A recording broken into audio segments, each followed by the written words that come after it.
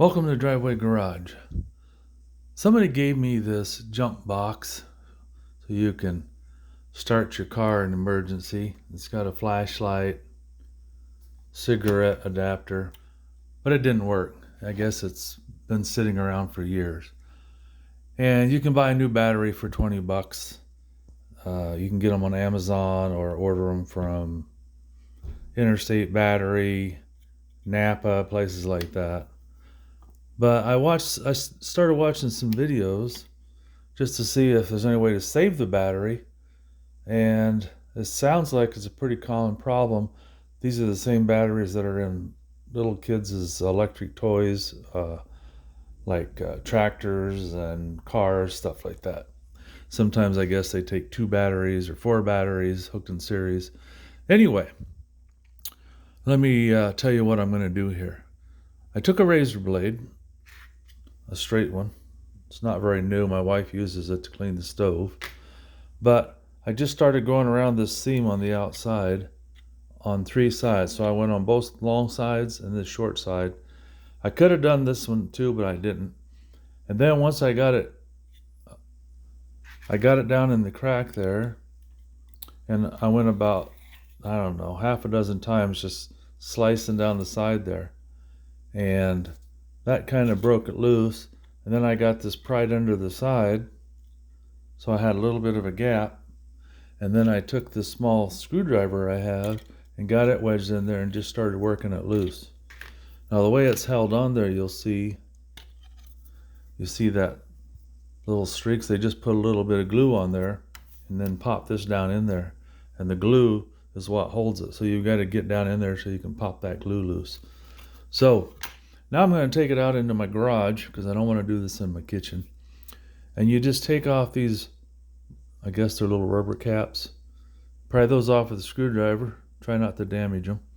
And then you'll fill these, there's 6 different cells, and you'll fill those with distilled water or rainwater.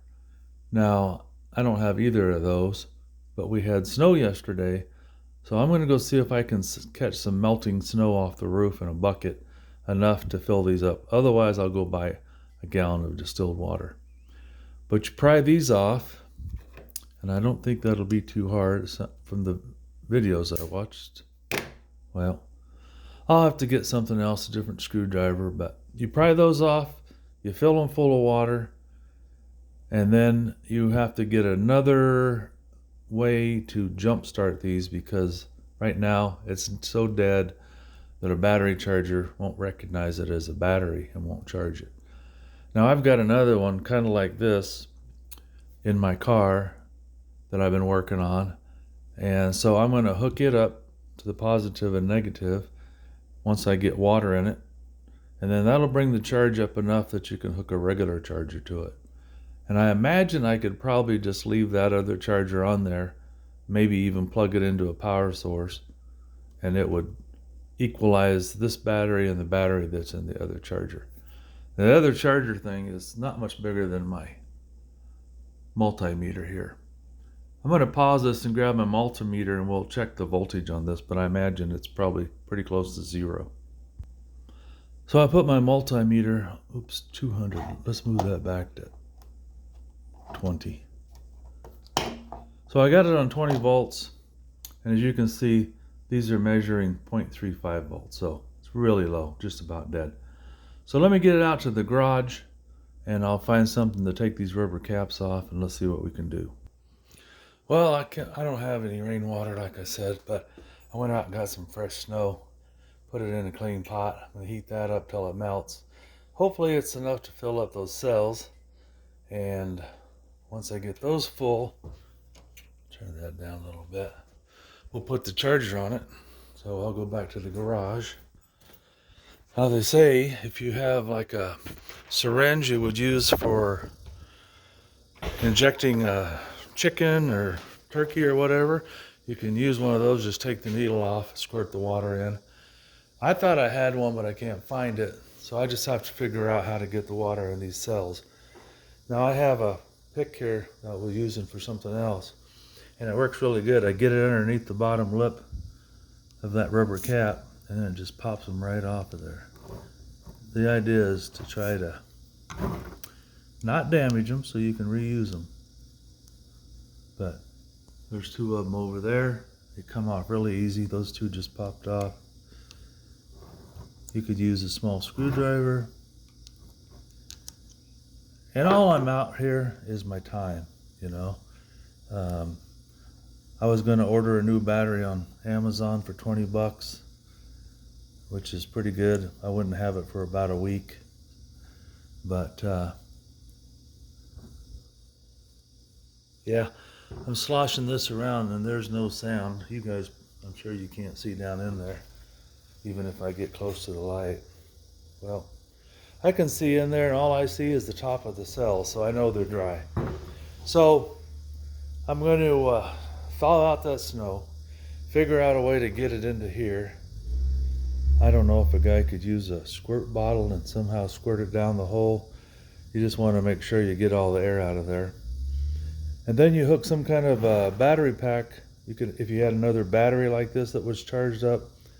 In my case, I have another jump box. I'll hook it to here. You've got to get the charge up enough that the charger will recognize there's a battery there that needs charged. Because if it's at zero, these new chargers don't think there's anything there and they won't do anything. They'll just shut off. So I'll get my other jump box in here, try to get some water in here, and if I figure out a way to do it, I'll show it to you. Well guys, I'm going to cut this video short because when I'm putting water in, the end cells here, it's stripping out the bottom, and if I look at it, it's got a hairline crack in it. So I'm guessing maybe it froze at one time when it was dead on charge, cracked the case. I could probably get some kind of gasket maker or something and fix it, but for the $20 it costs, I'm just going to order a new battery. This is the jump box I was talking about, and I was just going to hook that up to the terminals and let it discharge enough to get this battery brought up. But well, at least I know the answer to that. I can't fix that battery, but if you happen to have one of these and you can fix it, that's what you do. In this case, I just took the squirt bottle and got it right over the hole, and I filled it up till it was at the top. But in this case, there it goes. The water's just going to start running out. So it's not going to work on mine.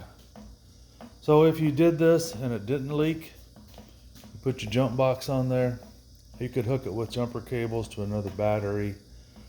Anything to get the charge up on this above about, what is it, around 11 volts, or is it 11 amps? I don't remember, but you got to get some charge in this battery.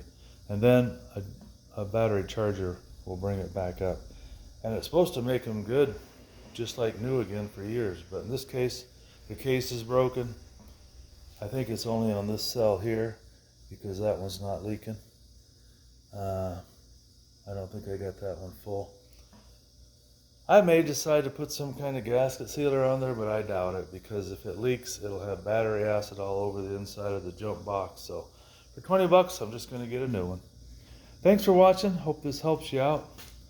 When you get done charging it, you can take your multimeter and you should have around 12.5 volts, just like a car battery. And then, depending on what you're putting it in, it should be good to use. Thanks for watching.